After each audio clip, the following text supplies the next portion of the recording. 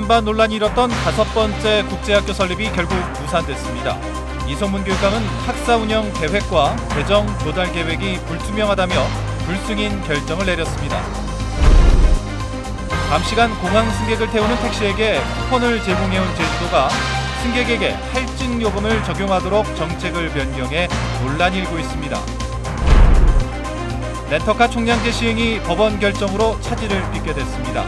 제주도의 교통난 해소 정책이 최대 위기에 놓였습니다. 시청자 여러분 안녕하십니까? 뉴스데스크 제주입니다.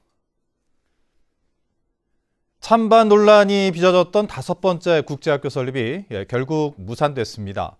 이성문 교육감은 학사 운영 계획과 재정 조달 계획 등이 불투명하다며 불승인 결정을 내렸습니다. 오승철 기자의 보도입니다. 제주도 교육청의 국제학교 불승인은 어느 정도 예견되어 왔습니다. 이성문 교육감이 지난달 교육행정 질문에서 이미 부정적 입장을 밝혔기 때문입니다. 어떻습니까? 조건을 충족하면 인가를 내주는 건가요?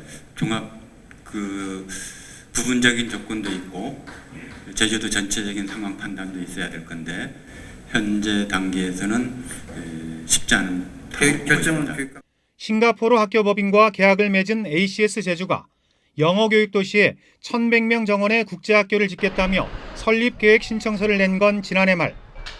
국제학교 설립 운영심의위원회는 그동안 3차례 회의와 4차례 보완 요구를 거쳐 부적합 의견을 교육감에게 통보했습니다.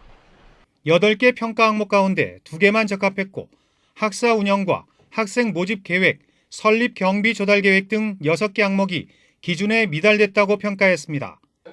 특히 신청법인의 재정 안정성에 대한 신뢰가 부족한 게 결정적이었습니다. 교육이 돈벌이 수단이 될 수도 있다는 우려 때문입니다. 재정 계획을 보게 되면은 그 100% 채우는 거에 따라서 수업료를 이렇게 좀 책정을 하고 그 수업료로 운영해 나가겠다 하는, 한마디로 말하면은 장밋빛 계획을 세워서 이렇게. ACS 제주는 재정 문제나 교육 과정 등에 대한 보완 자료를 제출하고 충분히 소명했다며 세부 평가 결과를 받은 뒤 대응 방안을 결정하겠다고 말을 아꼈습니다. MBC 뉴스 오승철입니다.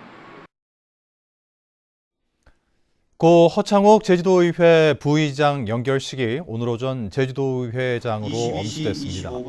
유가족과 동료 도의원, 농민회 등 300여 명이 참석한 오늘 연결식에서 김태석 의장은 조사를 통해 고인이 약자와 정의를 위해 평생 헌신했던 것처럼 하늘에서도 농민과 제주를 보살펴달라며 영원한 작별을 구했습니다. 허 부의장은 지병으로 투병하다 지난 23일 밤 향년 56세를 일기로 별세했으며 서귀포시 대정읍 지역구 3선 의원으로서 지난해 7월 제11대 도의회 부의장으로 선출됐습니다.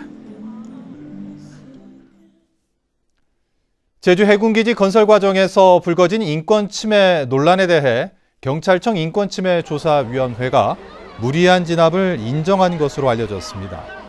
경찰청 인권침해 사건 진상조사위원회는 내일 오전 기자회견을 열어 이 같은 내용이 담긴 제주 강정마을 해군기지 건설 사업 관련 인권침해 재발 방지책을 발표할 예정입니다. 조사위는 2017년 발족돼 국가 공권력에 의해 강정 주민과 시민단체 등이 인권침해를 당했는지를 심사해왔으며 정부는 물론 제주도에도 권고와 촉구사항을 제시할 것으로 보입니다. 제주도가 야간에 공항에서 승객을 태우는 택시에게 인센티브 쿠폰을 지급해왔는데요. 이 쿠폰에 준하는 금액을 승객들이 직접 지불하는 할증 운임으로 변경하기로 해 논란이 예상됩니다. 박주영 기자입니다. 오후 시간대 제주공항. 승객을 태우기 위해 택시가 끊임없이 들어옵니다. 하지만 야간 시간이면 공항을 찾는 택시가 크게 줄면서 관광객들의 불편이 이어져 왔습니다. 지리도 모르는 상태고 그러나 이제 짐이 많으니까 근데 택시는 근접성이 좋고 편리하고 그러니까는 아무래도 택시를 이용하기 많이 되는 것 같아요. 이 때문에 제주도가 2년여째 평일 밤 10시 이후, 주말은 오후 7시 이후 공항에서 승객을 태우는 택시에 2,200원 상당의 쿠폰을 제공해왔습니다. 한 해 예산만 6억 원, 투명성 문제까지 제기되면서 제주도가 교통심의위원회를 열어 쿠폰 지급 대신 할증 제도를 도입하기로 했습니다. 오후 7시부터 새벽 1시까지 제주공항에서 택시를 이용하는 승객에게 할증 요금 2,100원을 부과하겠다는 겁니다. 택시가 공항이나 항만에 들어가지 않아서 많은 민원이 생겼습니다. 행정적으로 강제적으로 그쪽에 택시를 투입할 수 있는 방법이 없거든요. 할증 제도 외에 별도의 대책도 마련하지 않은 채 행정 편의를 위해 택시 이용객들에게 부담을 떠넘기고 있다는 비판도 제기되고 있습니다. 공항 이용료를 이제 공항공사가 징수하고 있기 때문에 공항공사와 협의를 해서 뭐 셔틀버스를 운행한다든지 뭔가 다른 방안을 좀 모색해야 되지 않을까 싶습니다. 야간 시간대 공항만 택시에 대한 할증 요금 도입안은 택시 기본요금 3,400원 인상안과 함께 다음 달 10일 물가대책위에 상정돼 빠르면 7월부터 시행될 방침입니다. 제주도가 공항 이용객의 불편을 해소하기 위해 소비자에게 책임을 전가하는 것으로 손쉽게 해결하려 한다는 논란이 불가피해 보입니다. MBC 뉴스 박주연입니다. 교통난을 해소하겠다며 제주도가 전국에서 처음으로 렌터카 총량제를 도입했는데요.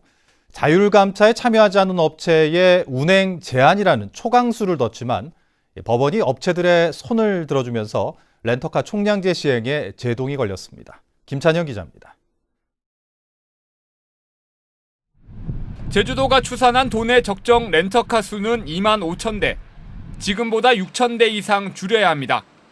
하지만 감차 대상 업체 가운데 대기업 계열의 업체 9곳이 자율감차를 거부한 상황. 결국 제주도가 감차를 거부한 업체 차량을 운행 제한하기로 했지만 법원이 집행정지 처분을 결정하면서 제동이 걸렸습니다. 법원은 운행 제한으로 해당 업체에 회복하기 어려운 손해가 발생할 우려가 있다며 업체의 손을 들어줬습니다. 제주도는 법원의 결정에 지역업체 입장은 반영되지 않았다며 항고하기로 했습니다. 자율감차가 극심한 교통정체를 해소하기 목적이기 때문에 미참여한 차량에 대해서는 운행 제한을 통해서 저희들이 강제를 하려고 하는 것이죠. 하지만 소송을 제기한 업체들은 제주도가 권한밖의 행정을 하고 있다며 본안 소송에서도 승소를 자신하고 있습니다. 차량 변경 등록 권한은 주 사무소 관할 시도지사에게 있어 제주지사가 서울에 본사를 둔 업체에 운행 제한을 명령할 수 없고 특별법에도 증차를 제한하는 규정은 있지만 감차 규정은 없다는 겁니다. 운행 제한이라는 거는 법의 전시 사변 또는 뭐 극심한 교통체증 이렇게 돼 있는데 그거를 행함에 있어도 특별한 업종이나 특별한 차에 대해서만 제한할 수 있는 건 아니거죠. 운행 제한 처분 취소 본안 소송에서도 치열한 법리 공방이 예상되는 가운데 사실상 대법원 확정 판결 때까지는 운행 제한이 어려워 렌터카 총량제 시행에도 차질이 불가피해졌습니다. MBC 뉴스 김찬현입니다. 검찰이 공직선거법 위반 혐의로 기소돼 1심에서 무죄를 선고받은 양영식 도의원 사건에 대해 항소했습니다.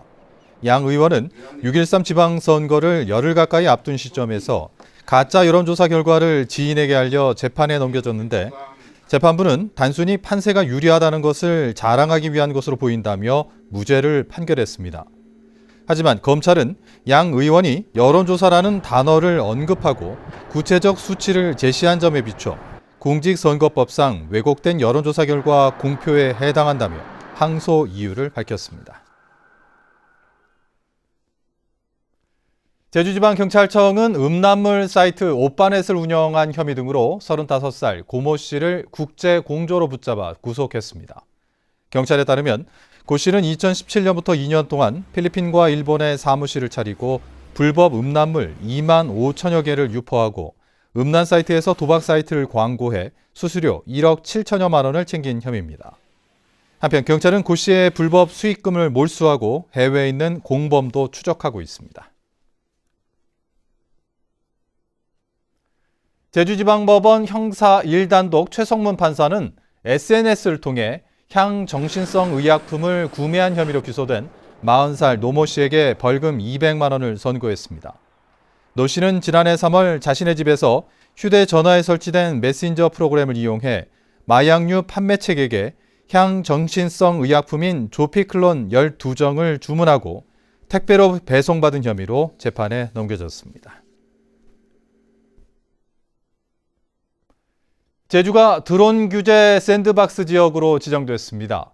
국토교통부는 주정차 위반 차량 관리와 야간 순찰, 환경 모니터링 등의 드론을 이용하는 실증 사업 도시로 제주도를 선정했습니다.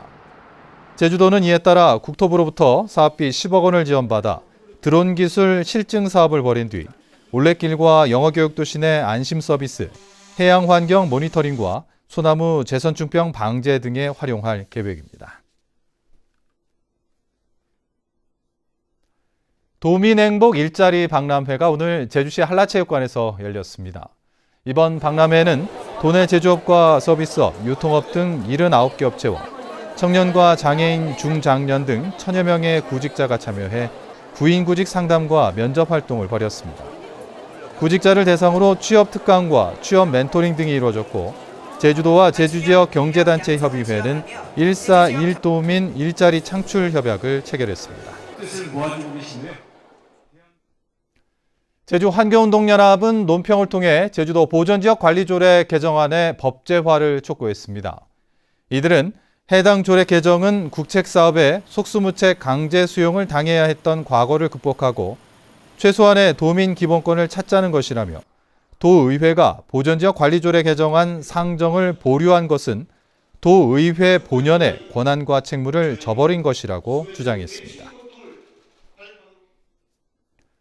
제2공항 입지 선정 타당성 제조사 검토위원회의 4차 회의가 내일 오전 설문대 여성문화센터에서 열립니다. 이번 회의에서는 제2공항 입지 후보지 평가 방법과 배점, 평가 기준 등 입지 선정 과정과 내용이 쟁점이 될 것으로 예상됩니다. 한편 제2공항 입지 선정과 관련한 두 번째 도민 공개 토론회가 제2공항 찬반 전문가들이 참석하는 가운데 내일 오후 2시 반부터 농업인회관에서 열립니다. 제주 지역 첫 기업형 슈퍼마켓인 이마트 노브랜드 매장이 모레 문을 엽니다. 제주도는 슈퍼마켓 협동조합 등이 노브랜드 매장 개점을 반대해 회계사와 변호사 등의 자문을 구한 결과 점주가 비용의 51% 이상을 부담해 사업 조정 대상이 아니라고 판단했습니다. 뉴스데스크 제주를 마칩니다. 시청해주신 여러분 고맙습니다.